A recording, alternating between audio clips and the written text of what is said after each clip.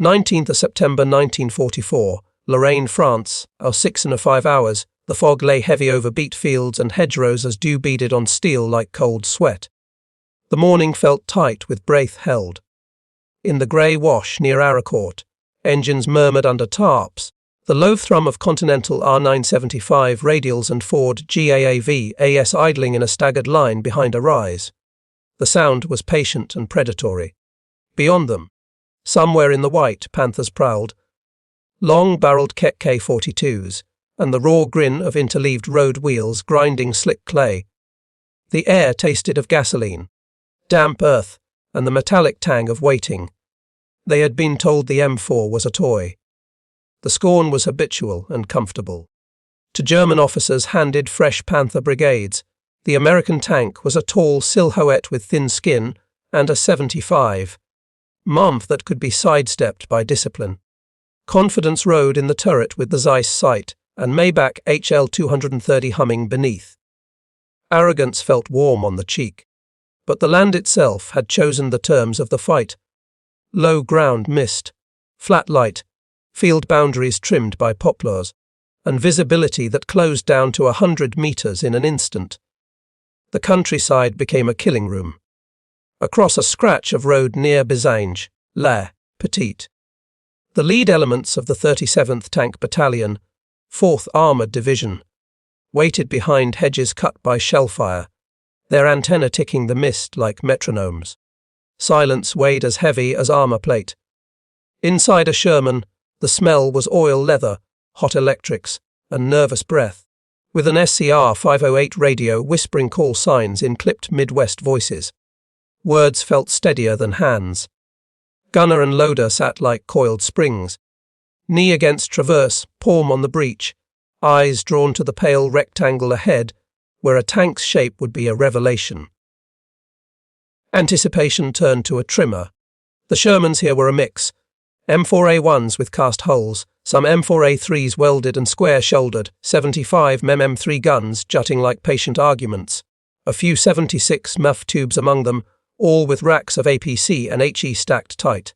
Familiarity bred trust, not contempt.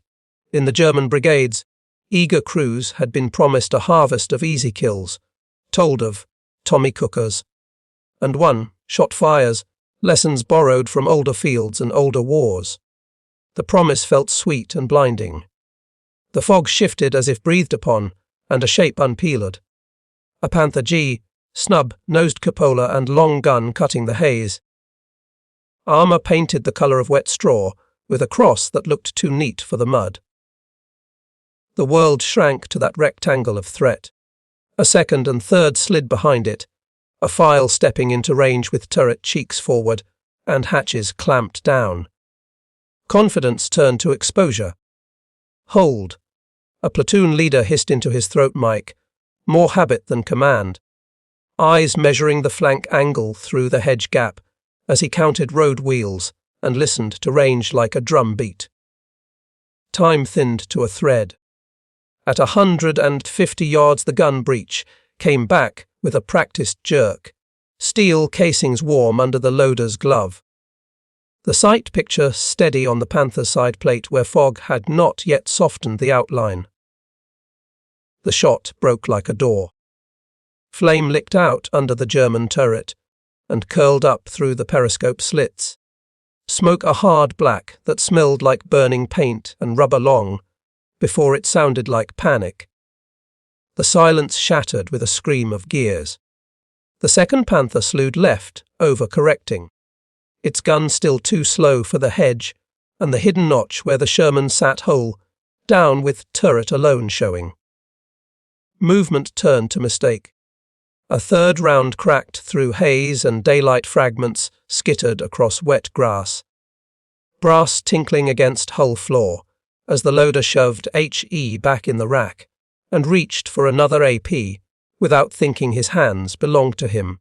Muscle memory became survival. In the cupola, an American tank commander watched through damp binoculars as the lead Panther slumped to the roadside like a wounded horse, hatches flinging open and crewmen spilling into the ditch where fog rubbed them out. Triumph tasted like metal and guilt. The radio net bloomed. Contact reports, bearings, calls for flanking fire. Voices oddly calm as more German shapes congealed from the white like phantoms that had chosen the wrong morning to be brave. Fear learned a new voice. On the far side of the field, a different Sherman lurched forward, track pins clacking, turret swinging for a belly shot as the Panther's long gun overshot at point, blank, and dug a furrow where a man could lie. Weakness began to look like guile. For months, pamphlets and barracks, talk had called the M4 obsolete and over tall, a match to be struck by any decent gun. The insult was running out of breath. In Lorraine's fog, the toy, that started every morning and turned like a skater, that spoke over radios that worked, that carried 5 men who trusted its quirks, met the hunter at a range where doctrines failed and nerves alone held shape. Reality cut deep and close. The first Panthers of the day burned quiet under a sky they too pale to care, and their smoke mixed with ground mist until colour and certainty both drained away. The field smelled of hot oil and rain. Somewhere beyond the hedges, more Maybachs were coming, more silhouettes forming in the goes, more confidence marching toward the hedge, line geometry of American guns. Numbers began to whisper their truth. In that hour, on that damp patch of Lorraine, the laughter that had followed the Sherman since Africa found no echo in the fog. The morning took it away. By mid-September 1944, the Lorraine corridor had become a hinge between momentum and exhaustion for Lieutenant General George S. Patton's Third Army, a place where fuel shortages and river crossings wrestled with ambition.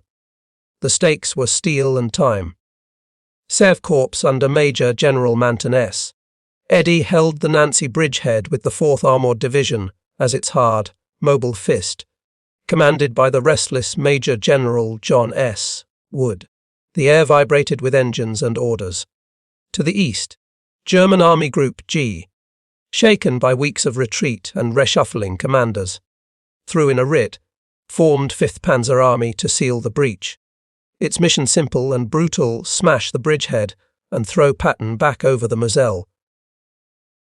Confidence wore black crosses on muddy paint.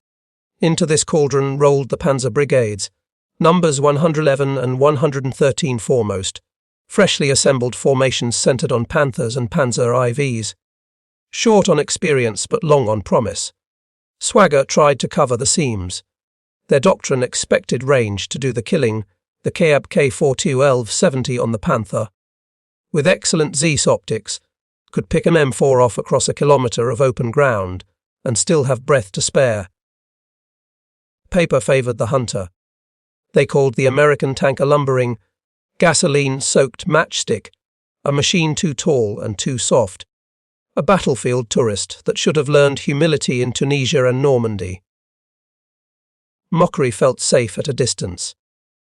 But Lorraine's battle geometry was not Africa's and not Normandy's.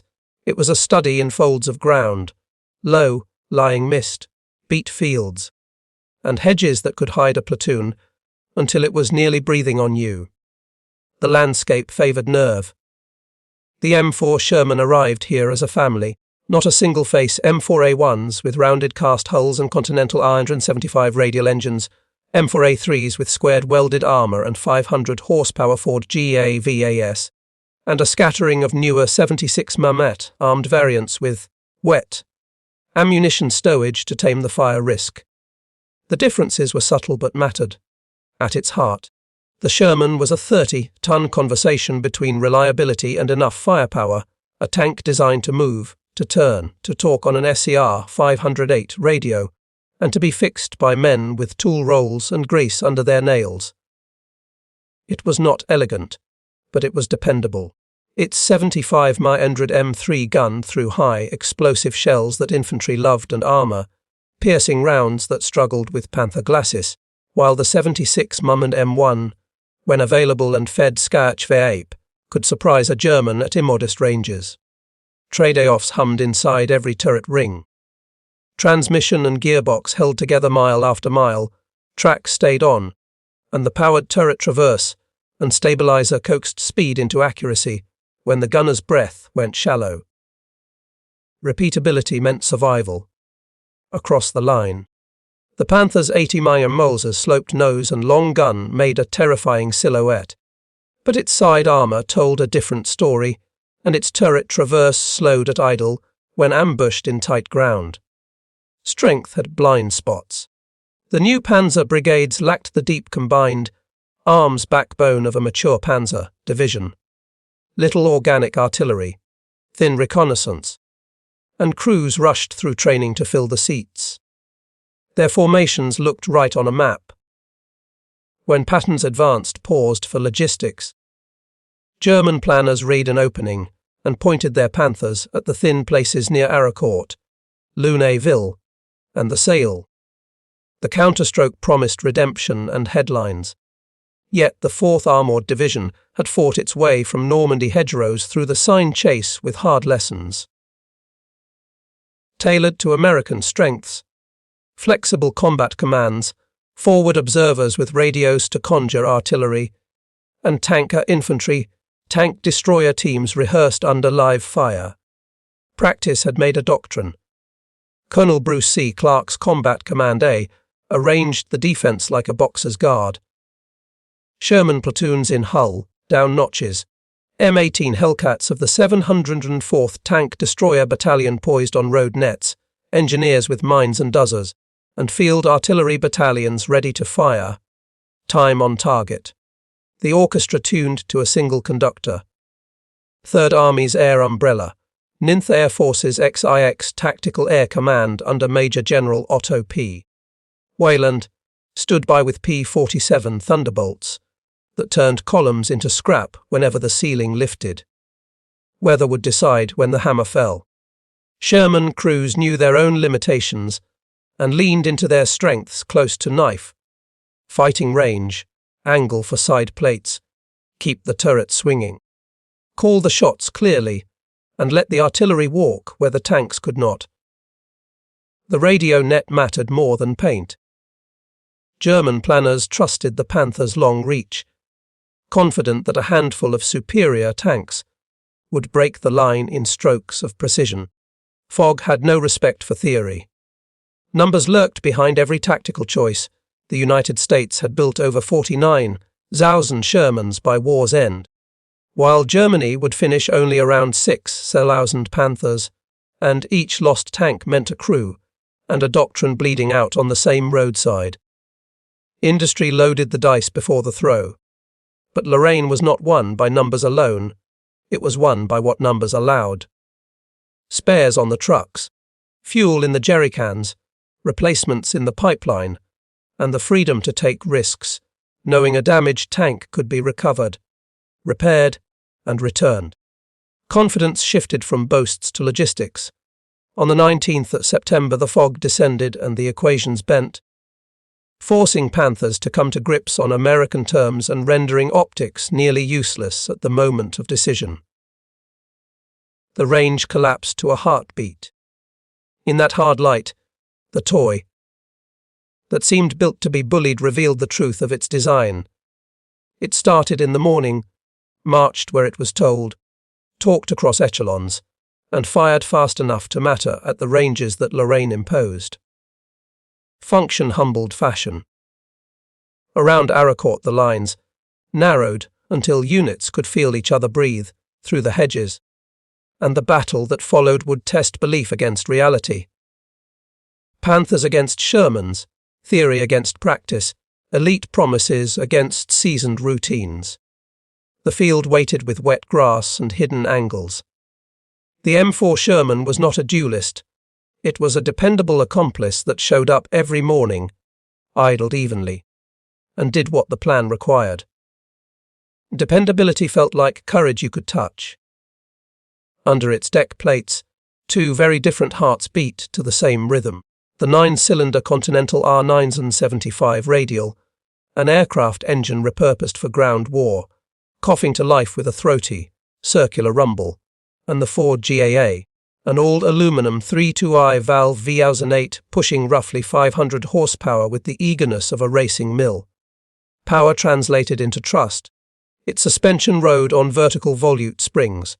VVSS, simple, rugged, and quick to maintain by men with breaker bars and skinned knuckles, and later widened to HVSS on Easy 8. Variants to spread weight and calm the ride. The road became an alley rather than a hazard. At around 30 tons, with a top road speed in the mid-20s MAVUF and a practical combat range that let it keep up with Third Army's appetite, the Sherman's numbers reflected its purposey move, coordinate, sustain, repeat. Momentum wore olive drab. Armour was a study in enough, a sloped glices that evolved from roughly 2 inches on early hulls to thicker plates on later 470-degree fronts, 38mm sides that invited angling, and applique patches welded over ammunition bins as a stopgap before wet stowage. Water-jacketed racks arrived in 1944. Incremental changes smelled like hot weld and primer. The turret was a human space. 5 men connected by laryngophones and an interphone. The commander high under a vision cupola, the gunner nestled behind his telescopic sight, the loader counting rhythms in steel and brass. Ergonomics grew into speed. A powered electro-hydraulic traverse could whip the turret 360 degrees in well under half a minute when the engine was singing, and the vertical gyrostabilizer, dismissed by some until training caught up, cut precious seconds between stop and first shot. Seconds were a currency you spent to live. The 75mm M3 gun was a generalist that spoke many dialects, HE that shredded hedgerows and gun pits, smoke that wrote curtains across lanes, an APC that, at close flank angles, put panthers to sleep. Versatility beat vanity. The 76mm M1 brought higher velocity, flatter trajectories, and, when luck and logistics aligned, aimed at 93 H-vape tungsten rounds that could punch above their weight. But stocks were limited, and the real advantage was a better fighting chance at medium ranges. Scarcity kept hands tight on ready racks. American doctrine wrapped this machine in a system. Tanks to break positions and exploit. Tank destroyers to counter enemy armor, infantry to hold and clear, artillery to dominate the unseen, and radios to knit it all together. The net was the weapon. On that net rode the SCR 508 in every turret, and the voices of forward observers who could summon field artillery into a time on target. Tote, barrage, shells arriving together from multiple batteries as if the sky had been persuaded to coordinate its rage. Precision felt like inevitability. Fort Sill arithmetic combined with Third Army audacity meant that a platoon leader could murmur a grid and, minutes later, watch shrapnel comb a woodline while his gunner kept the sight centered. The earth answered in steel rain. Sherman units fought in combat commands. CCA, CCB, CCR, modular fists built from tank companies, armoured infantry, engineers, and tank destroyers, reshaped by mission and terrain. Flexibility had a call sign. In contrast, the Panther was a fencer's blade 700 horsepower of Maybach HL 230 under a long engine deck, interleaved road wheels soaking up ground, an 80mm sloped glacis deflecting, and the Keb K42L of 70 launching high-velocity rounds with frightening flatness. Superiority felt crystalline and brittle. Its Zeiss optics were sharp as winter sunlight, but the turret traverse depended on engine revolutions and the side armour, thin by comparison, invited trouble in close ground. Strength dragged its own shadow. Early mantlets had a notorious shot trap that could deflect hits into the roof. Later, chin. Designs tried to answer. But manufacturing realities meant brigades arrived with mixed features and mixed crews. Perfection was an aspiration, not a guarantee. German panzer brigades assembled in late 1944 were instruments tuned in a hurry. Fine tanks without a full orchestra. Thin reconnaissance, short artillery. Rushed training, and doctrine that expected range to do the killing. Paper confidence met field complexity. American crews learned to exploit the Delta IV. Close the distance under cover of folds and fog. Angle hulls to thicken effective armour. Track the gun over likely approaches. And speak calm into the interphone while the loader's hands blurred from rack to breech. Tactics turned nerves into geometry. They knew the myths and the truths about fire early dry. Stowage Shermans earned cruel nicknames. But applique steel and wet. Racks cut burn rates dramatically. And anyway, a tank cooked because it was hit, not because it was named. Facts outlived folklore. They practiced with smoke, white phosphorus from the 75, engine smoke when needed, to break sight lines. And they drilled bounding overwatch, one element moving while another covered, until it felt like muscle memory. Movement drew breath from discipline. When fog or hedges collapsed the battlefield to a few hundred meters, the calculus reversed, the Panther's reach lost its sting. Traverse hesitated at idle. And the Sherman's radio traverse, and crew choreography stole initiative back. The knife fight favoured the team that trusted its timing. Artillery is the god of war, said the old proverb. But in Lorraine the god wore an American wristwatch. Batteries synchronized, fuses cut, and rounds arrived together while tanks counted seconds. The landscape kept the beat. Doctrine even planned for the day after the fight. Recovery vehicles, wrecker crews, maintenance echelons forward with engine packs and track blocks, and a pipeline that returned damaged Shermans to the line in days. Endurance became a weapon. So, the machine's character was less a boast than a promise it would start. It would steer, it would speak, and with help from friends in khaki and headphones, it would put steel where a platoon leader pointed on a paper map smudged with rain. Quiet confidence pushed back against contempt. 19th of September 1944, Bezangy La Petite, Elson 700 hours. The fog sat on the fields like wool pulled tight over the eyes. The world felt small enough to cup in a hand. A Panther column of Panzer, Brigade 111 nosed along a farm track in line ahead, long ELV 70 barrels cutting pale arcs in the mist. Commanders buttoned up and trusting the map more than their instincts. Confidence rode on interleaved wheels. In the hedgerow not 150 yards off that track, a Sherman platoon of the 37th Tank Battalion lay hull down in little scoops of earth. Engines already warm, turret traverses live, radios whispering bearings in voices that sounded level because they had to be. Patience coiled in steel. The lead Panther showed its side for a breath as it eased past a break in the hedge. The grey-green paint beaded with dew, and the big cross sharp as a promise. Vulnerability flickered like a match. Hold. The platoon leader said into his throat mic, watching the angle ripen, feeling the stabilizer's hum settle the sight, while the loader's gloved hand hovered over APC. The moment stretched to a wire. The gun cracked once. 75 Molav's M61 APC punching into the Panther's left side plate behind the road wheels. Then again, the breech smoking sweet and acrid as brass bounced across the turret floor. Shock snapped into certainty.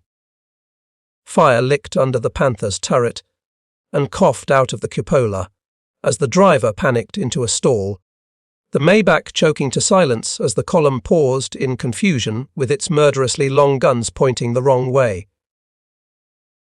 Superiority froze into error. A second Panther lurched to flank, track clattering at the edge of the ditch. But the Sherman's powered traverse was already there, sight reticle steady on the turret ring where a hit bit hardest. Speed beat pedigree. Visibility not over 100 yards. Enemy tanks engaged at 150 yards.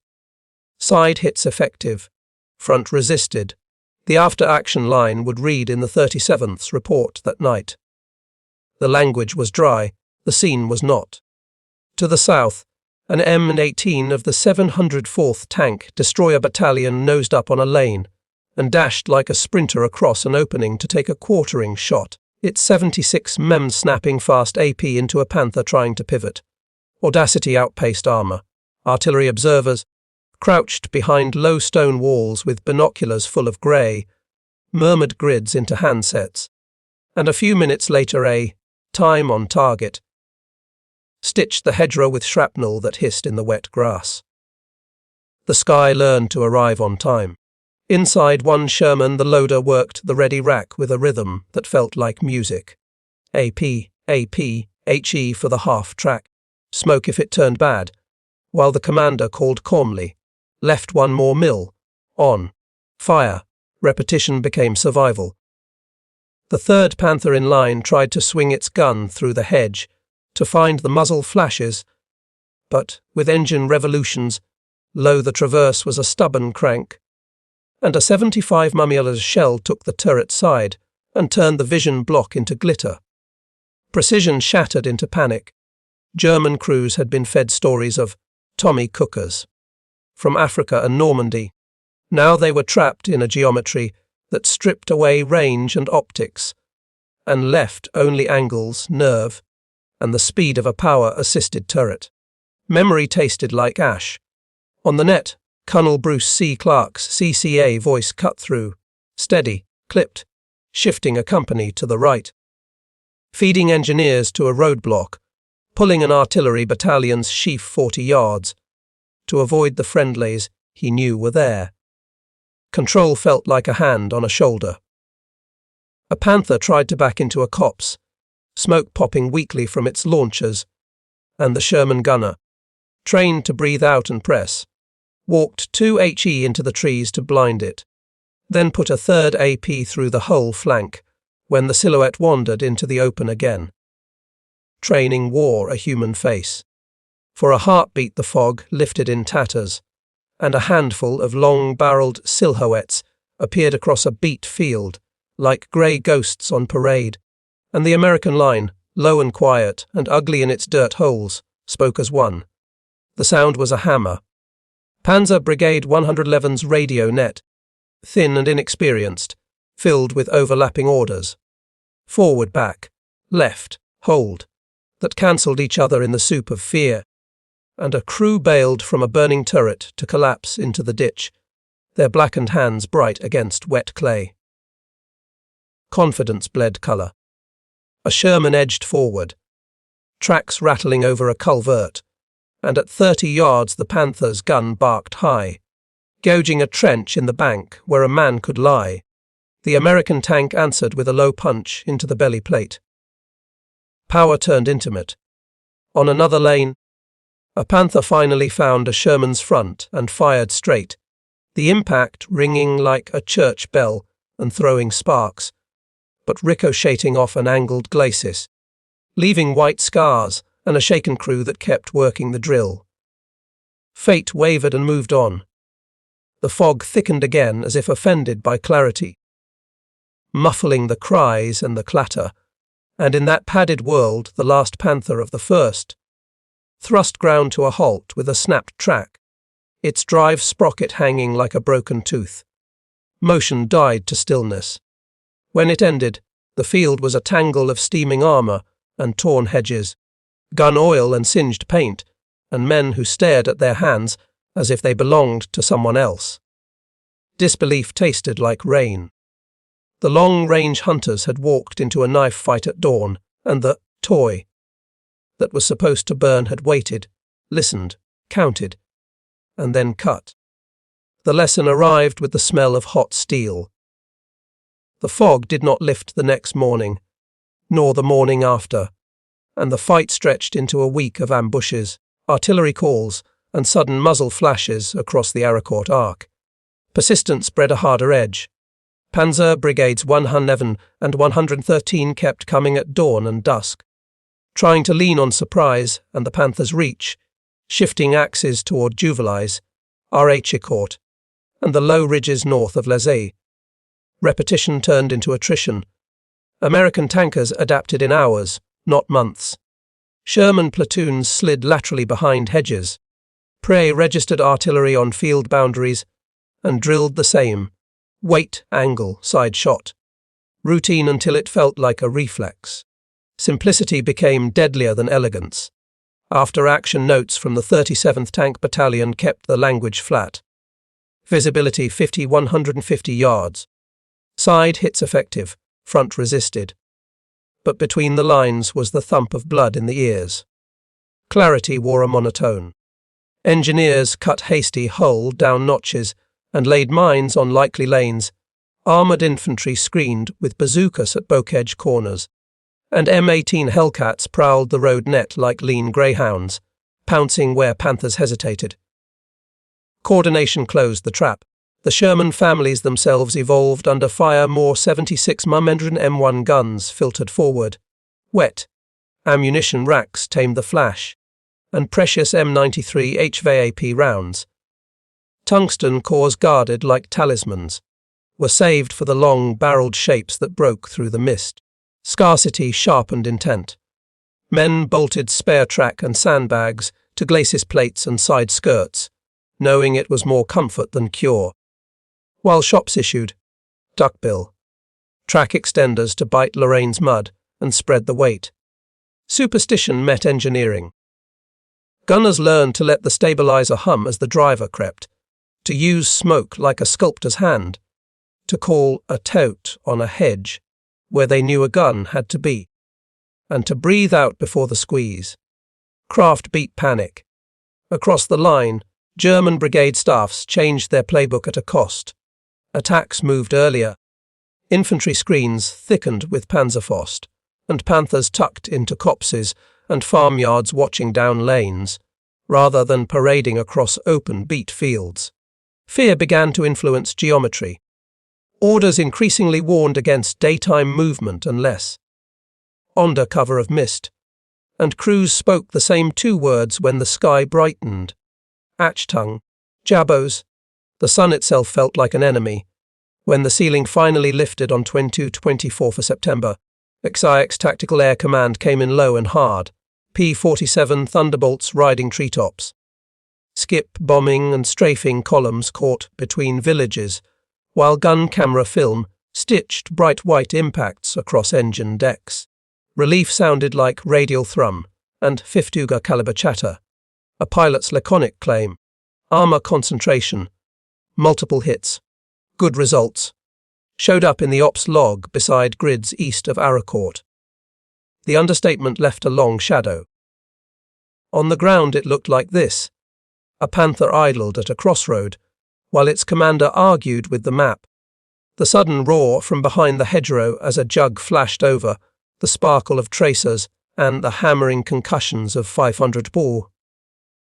Pounders stepped along the lane, and then a hot wind carrying the smell of fuel and sap. Air turned personal. German commanders had entered Lorraine believing the Sherman's thin skin and 75 Adret made it prey.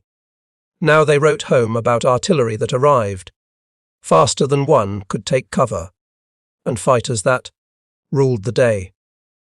Confidence frayed in the margins. General Balk's new headquarters pressed 5th Panzer Army to keep the pressure on, but brigades bled leaders and mechanics, and field fixes grew desperate, cannibalizing road wheels by lantern light, swapping final drives between stricken hulls, and hiding under haystacks when the P-47 circled. Strength grew tired, FW. Von Mellenthin would summarize the feeling with a sentence that rang true in Lorraine. American artillery is very powerful and very quick. The words landed like a verdict. Sherman units answered with their own adjustments. More forward observers riding in turrets. Artillery, time on target.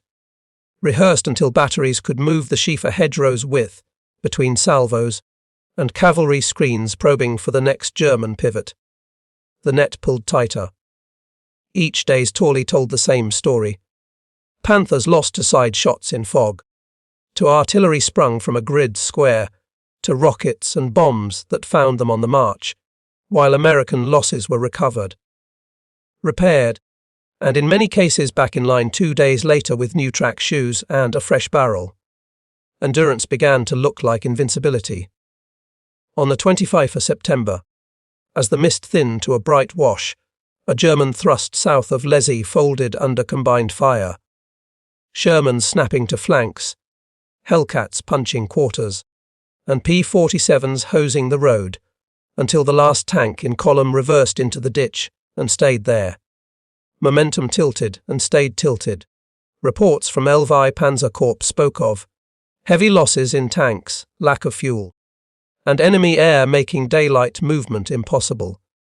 And for once the adjectives were not enough. The pen could not keep pace with the wreckage. Inside the American turrets, the mood changed from clenched survival to a wary professionalism, a knowledge that if they kept the ranges short, the angles right, the radios clear, and the calls for steel punctual, they could beat the hunter every day the fog cooperated. Confidence settled into the seat. By the week's end, the brigades that had laughed at the Tommy Cooker were pulling back with companies gutted, crews shaken, and illusions leaking out of open hatches onto wet roads that smelled of cordite and rain. Fear had learned a new name. The Sherman had not become thicker or lower overnight. It had found its war, close, coordinated, relentless, and the men inside had learned to make its ordinary virtues lethal. Numbers started to look like destiny. By 24th of September 1944, the pattern in Lorraine had hardened into a law. Shermans low in the folds, artillery poised on the net, and P-47s waiting for cloud ceilings to lift like a stage curtain. The tempo felt merciless. Columns that once moved with a hunter's swagger now crept at night and froze by day. Eyes tilted upward for the first drone of radial engines. Fear had learned a frequency.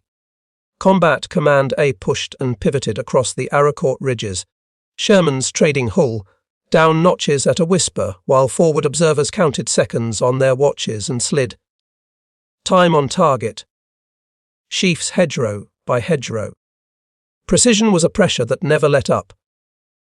When the sun burned a hole in the mist, XIX Tactical Air Command slid in at treetop height. P-47s of the 362nd and 365th Fighter Groups streaking along lanes and orchard walls, their 50 caliber stream stitching bright lines across engine decks.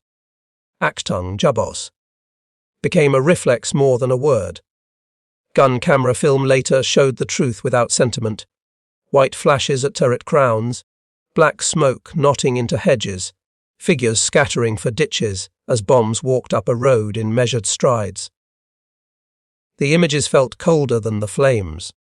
Pilot debriefs stayed laconic even as tanks burned armor concentration, east of grid, rockets expended, multiple hits, good results. The understatement cut deeper than boasts. German staff diaries in Lvi Panzer Corps started repeating the same sentence. Daylight movement impossible. While brigade mechanics swapped final drives by lantern light and drivers slept with their boots on. Exhaustion wore grease and mud. Sherman companies moved in 3s and 4s, one bound, one cover, one angled for the flanks. Their radios a calm braid of brevity codes and bearings tying tankers, infantry screens, engineers, and guns into a single organism. The machine was the team. At Aracourt's peak the fight blurred into mathematics. 105 900 batteries firing on coordinated grids, 155 900 heavies thudding at depth. Tank guns cracking at a beat that felt rehearsed, and aircraft marking targets with smoke for steel that would arrive in seconds. Numbers became a weapon you could hear. On the German side, the myth of the single decisive duel dissolved in damp fields and intersecting arcs. Panthers forced to pivot against side shots, while traverse slowed at idle and optics saw only grey at 100 yards. Superiority ran out of room. By the month's end, Colonel Bruce C. Clark CCA counted at least 80, 6 German tanks knocked out around the Aracourt salient, for losses measured in mere dozens of Shermans that many times came back from the wrecker in days. The exchange felt unreal even to victors. Prisoner interrogations repeated a phrase the Americans already knew. Jabo Shrek. Fighter, bomber fright. a tightness in the chest that began with a faint growl and ended with a column cut to pieces. Psychology did as much work as steel. This crescendo in Lorraine echoed a larger drum that had started on the 6th of June 1944, when duplex drive Shermans waddled off landing craft into surf-off Utah and Omaha, some sinking in rough water while others churned ashore to shoot beach obstacles and strongpoints. Victory had always carried a cost. On Utah, most DDs made the sand and rolled inland to clear causeways. On Omaha, many went down with crews who never raised a turret, leaving infantry to claw forward under enfilade until tanks landed straight to the beach. The price was paid in minutes and lives. From those beaches the Sherman became omnipresent. On every hedged lane, at every crossroad, under every artillery net. Its supposed mediocrity multiplied until it altered how the enemy slept. Quantity moved like a weather system. In Normandy, Panzer Lehr's own commander admitted that fighter bombers had forced him to move only at night. In Lorraine, that sentence became daily practice. A habit born of survival rather than doctrine. Night was no longer a tactic but a refuge. The technical contrasts remained. The Panther's glacis was a wall. Its gun a rapier, the Sherman's skin thinner, and its silhouette taller. But the battlefields that mattered strangled those differences with fog, folds, and radios that summoned friends in every direction. Context rewrote specifications. DLA Day had shown the world industrial, thunder rolled in on steel tracks and canvas sails. Lorraine showed how that thunder lingered, coiled, and struck at chosen moments until even the boldest thrusts recoiled like a hand from a stove. Persistence did the killing. The radio nets crackled with a different confidence now, tank commanders calling calm flanking shots, artillery shifting patterns in 50-yard bites, and fighter controllers slotting jugs into gaps between salvos with the cool cadence of professionals. The choreography felt inevitable, and yet inside the 5-man turret the human balance never shifted. Loaders' hands blistered, gunners blinked sweat from sights. Commanders counted breaths as much as mills, and the smell of hot wiring. And cordite mixed with the knowledge that winning today did not promise tomorrow. Triumph stayed humble because it had to. Patrols returned past lines of burned Panthers and PSIVs that looked sculpted rather than destroyed. Their paint bubbled into strange petals, their tracks twisted like ribbon, and the hedges around them sprinkled with shrapnel scars no one would ever count. The field fell quiet only after it stopped mattering. In the records it became statistics, grids, types, calibers, times, while in memory it remained a sound. The first cough of a Ford GA at dawn, the clipped call for a tout, the sudden bass of a PA-47 passing low enough to rattle a canteen on the turret wall. Domination sounded like a schedule kept. The German commanders, who had once laughed at the toy, found their calendars empty by daylight and their roads owned by strangers whose radios spoke in chorus. The sky had chosen a side. The M4 did not arrive alone. It came with factories, foundries, docks, depots, training grounds, and a timetable that turned steel into momentum. The scale felt impersonal and unstoppable. Chrysler's Detroit Arsenal tank plant hammered out holes under winter light, while Fisher Body at Grand Blanc pressed steel car, Baldwin, and ILCO fed the line with welded plates and turret castings that fit without persuasion. Precision became routine. By war's end, the United States built over 49,000 Shermans in variants that could share parts and procedures, a choice made long before Lorraine and paid for in standardization down to bolts and bearings. Interchangeability was a weapon. Engines rolled out like promises. Ford GAA, VLAs and Continental R975 radials crated for quick swaps, while ordnance schools drilled maintenance crews to lift a power pack and make a track change by lantern light. Reliability was learned as a craft. Behind each platoon a logistics river flowed. GMC CCKW 2P 5-ton trucks in their hundreds of thousands, DUKWs crawling up beaches, and Liberty ships, 710 of them, shouldering the Atlantic with crates of engines, radios, guns, and spares. The road itself did part of the killing. When Patton's Third Army lunged across France, the Red Ball Express burst into life. A rolling artery that hauled over 400,000 tons in a few months on a one-way loop from Normandy beaches to forward depots. Tires humming day and night. Fuel became fate. Gasoline, oil, and ammunition crossed the ocean, rode rails, then trucks.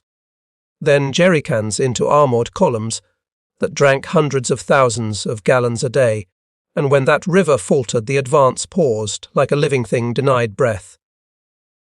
Shortage made an army hold its tongue.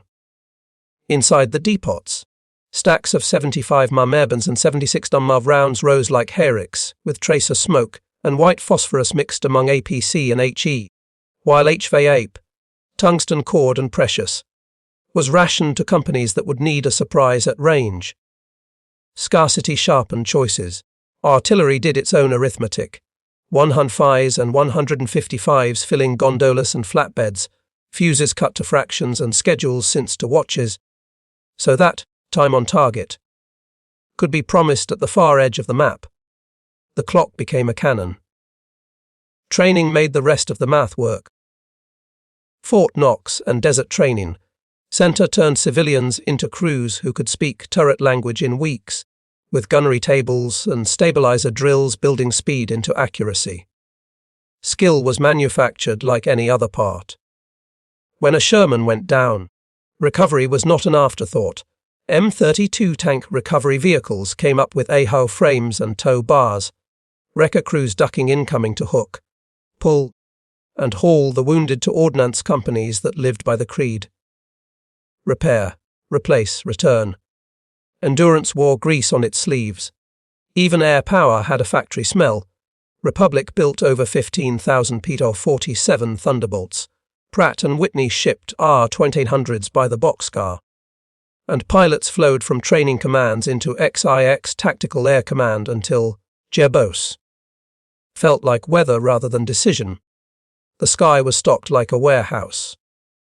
XIX TACOPS summary for September put it without poetry. Movement by day impracticable due to fighter-bomber attack.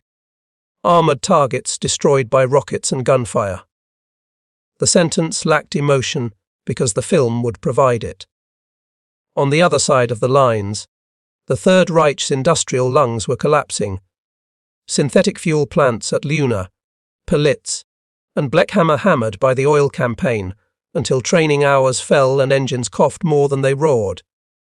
Shortage hollowed out skill. F.W. Von Mellenthin, a Panzer staff officer, wrote with a calm that stung. American artillery is very powerful and very quick. Their supply service is excellent. The verdict sounded like a closing door. Panthers were magnificent but expensive, their gearboxes and final drives hungry for skilled hands and spares, while Germany made about 6,000 of them across the war and watched too many die at the roadside for lack of parts or fuel. Losses became permanent. A German unit diary near Nancy put it brutally. "We lose tanks, we cannot replace them. Enemy has many and repairs his." The ink carried fatigue the paper could not hide. American replacements came in rows.